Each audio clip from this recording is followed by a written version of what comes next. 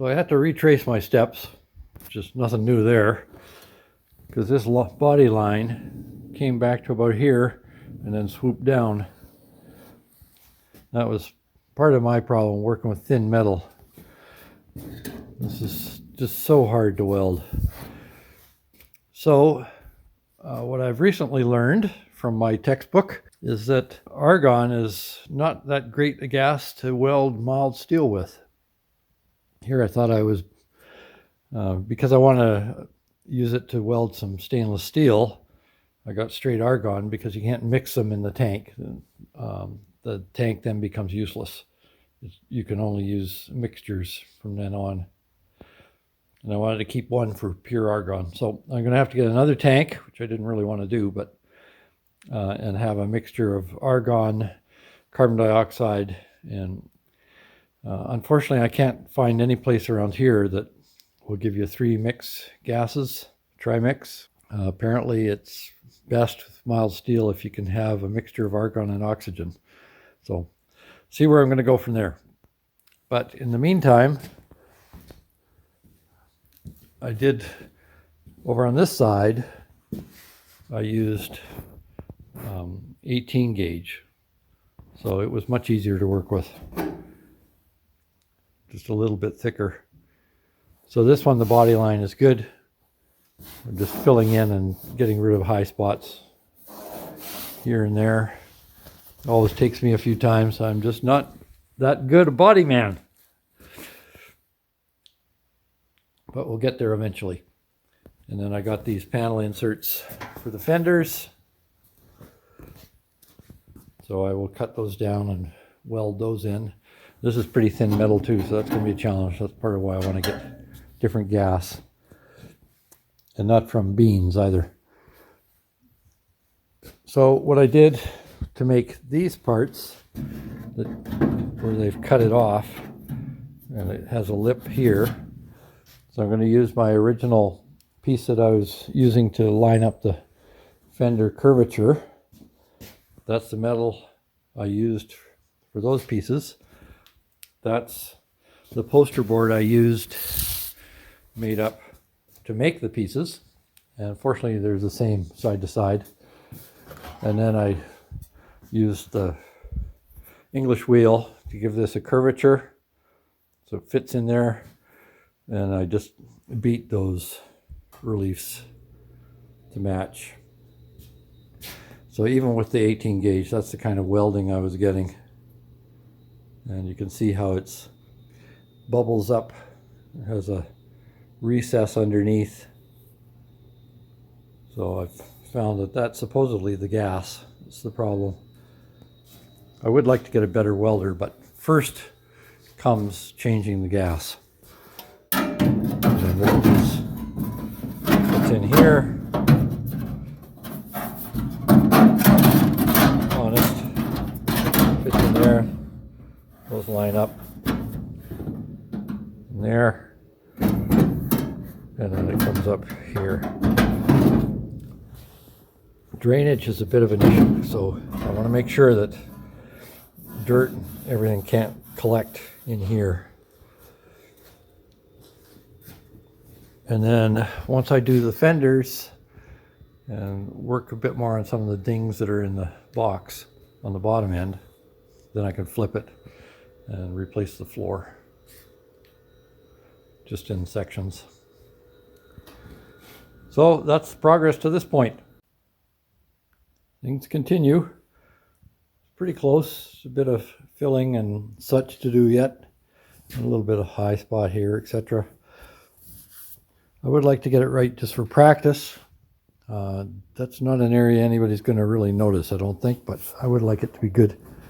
So then I took the fender insert and I spray painted to get a place I could mark. So it's pretty good. I have to shape things yet. Got a little bit more adjustment to do. This doesn't match here. And that doesn't match there. But it matches at the top, which can be reshaped. And it's too tight down at the bottom. I can't get it into position. So I have a bit more work to do there, but it's getting there. One site, Fitzy's Fabrications, he just clamps the panel on the outside, decides where he wants to cut it, marks a line, and then cuts at a roughly 45-degree angle with a 1/16 grinder or cutter blade on a 4.5-inch grinder and bevels it in. I tried that once and I ended up with some problems, so I'll try fitting this first. See if I can get it a little bit closer. I mean, it's quite good on this edge. Happy with that. Matches pretty well. This one's not as good. And then it's a little bit too long on the bottom. 1/16 of an inch or so. So, some more work to do there, but it's got potential. And then I will form the inner fender. I've got this cut and shaped pretty good. I think that'll work well. And then the edge here underneath the lip, which will come out from here that way. I would like it that these weren't a collector of dirt and such, but I'm not sure how I can get away from it because that's the original design. And there's a mud flap here, goes up. Not so much on the front, but then the wheel direction is kicking it to the back. So, see where we go from there. So how does it look? From a distance, looks great. So this is tacked in. I take the straight edge. See that that's pretty good. Pretty even. Here, I've got a little bit of a gap down in there around the 24, where it's pushed in slightly. Try here. Likewise, around the 3, right at the seam, it's pushed in a bit. This one is good. So all in all, not bad. This is good this way. Pretty even. Likewise, following the curvature pretty well. So that was a lot of adjusting actually, because it was very hard to get this with a right gap so that everything would fit without being pushed in. You can see obviously I have some tension here where it got pushed that way. But other than that, pretty good. I got a little bit of shaping to do. So next time I will try the 45-degree angle trick again. I meant to get some Clecos the other day and I forgot. So I think I will try that next time. I'll put the Clecos in, get it into position, then cut it at 45-degree angle along the seam that I want. I'll mark it square like I have with this one on the other side and do that. But it's coming. And I've started this piece, which fits pretty well. Finished the welding, obviously. But I went and bought a CO2 argon tank the other day because all I got for argon is pure, and supposedly CO2 argon works a little better on sheet metal. But I bought the tank, they charged me for a fill, and they didn't fill it. Now I got to go back. But good thing is they've promised me at least one free fill after this, because I live, it's almost 100 clicks, 60 miles to their store from where I live. So we'll see as time goes on, but I might get 2 free fills. They hinted that that will be the case. I was going to go in today, but it snowed like crazy, so stayed home. Since I'd be taking a Jetta, since the truck is causing troubles. So there we are. One side, well on the way. So I've cut out the driver's side. Have to go up an angle here. And note that cut mark. Never said I was the sharpest knife in the drawer. Fortunately, I can fix that. This is ABS plastic. I just have to use heat and ABS, and I'll fill that back in. And that's what I get for rushing it. Then I just have to grind in here. I've already cut off the bits of rust that were left. Made it so it's got solid metal. And I'll grind it, get it ready for the next piece to go on, which is this one. Well, the piece will go on after I do the fender, or do the fender insert. Okay, tacked into place. A few little things to straighten out. Got a lip here to run the grinder through there, or the cutter. Same thing here, a little high, that part. And then that's a little recess there, very little, but something. Likewise, got to get all these joins straight. That one is obviously not right. So what I do is clamp it, get it into the right position, tack it, and keep doing that all the way down. Fortunately with this, it isn't a problem with a thin zip cutter on a 4.5 inch grinder, just to cut through here and then tack it up later. So getting there.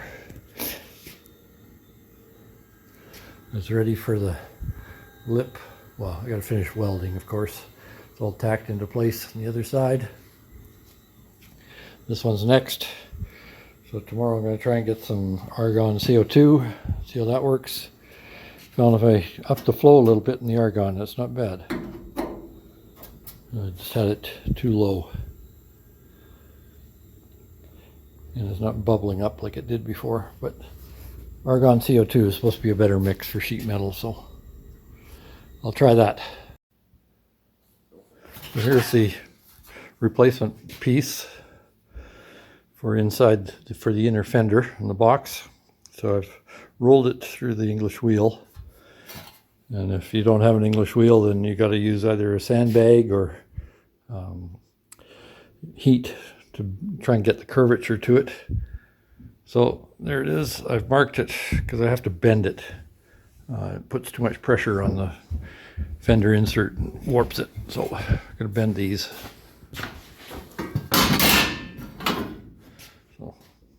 Bit more to do on this one. That's the idea. Get a curvature.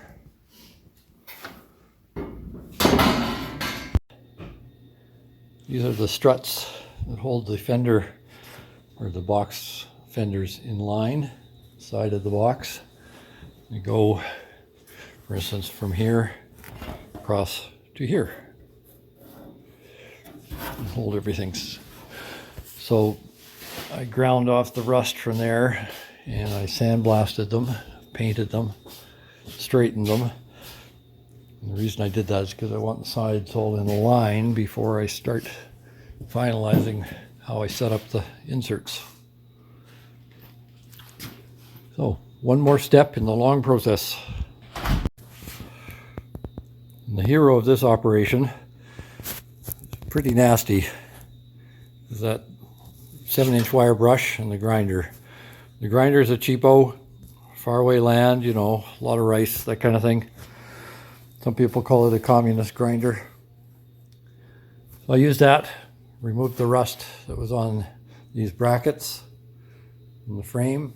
So I'll just paint those, and then when I come to do the rest of it, clean off the rust that's underneath there and paint it, undercoat it, I won't have to take these apart again, and they'll be protected so they don't rust. Shoot me, I must be brain dead. I looked at these straps before. Incidentally, I've sandblasted them and painted them, get the rust off. But they align the fender. And I looked at them before and I thought, oh yeah, they're all the same. Held one up to the other one. Yep, it's the same. Well, they ain't. Every one of them is different. The angle, the length, So the front ones are longer, the back ones are shorter, and they go obviously with the bevel up so that dirt doesn't collect in here as much. And I must say there wasn't a lot of dirt in them. There was rust, which I scraped out with a screwdriver and then sandblasted. But there was not a buildup of rust, or a buildup of mud and dirt and other rusting compounds. So finally, after moving them here, there, and everywhere, trying different combinations, I got it right. So the sides align finally.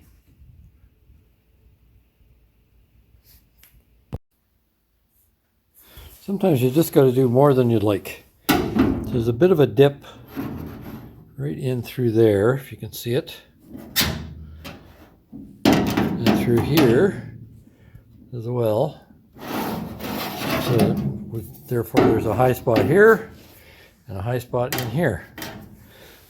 In order to do anything with that, I have to get down in here. And I've tried prying and stuff, and it's just not, this inner fender is just not strong enough to work at all. So, wire brushed it, showing up where the rivets, where the spot welding is. Through here, here, here, here, and there, etc. So I'm going to drill those out, try not to go through this box part here, the fender, the inner fender. So then I'll pull that off, and I'll have an exact mark of where it has to be anyway, although I can felt pen it so that there's no issue with replacing it. And then I can get down inside there and work on the fender. So I'm going to have to do that on both sides, unfortunately. So it's not something I wanted to do, but shouldn't take too long. One advantage I didn't foresee is that these dings that were here, there's still a bit left there I got to get out. There's another one here. I'm able to pound out because now I have access. So that worked out rather well. And then I can work on this, the two high spots here, and the low spot in the middle, in there. So, very good. And then there were some dents in here, along the side as well. And those are pretty much gone. So, wasn't so bad after all. And then I've got this to straighten out, but that's, I can easily work in that. It's this part here that along in there I couldn't get to previously. Yeah, that one's pretty much gone. Not much there. A little bit on this one that's down here. You can see some of the marks there where I've been hitting it. So, work continues. Please don't forget to like, share, subscribe, or even notify, or any of the above, or all of the above. Thank you.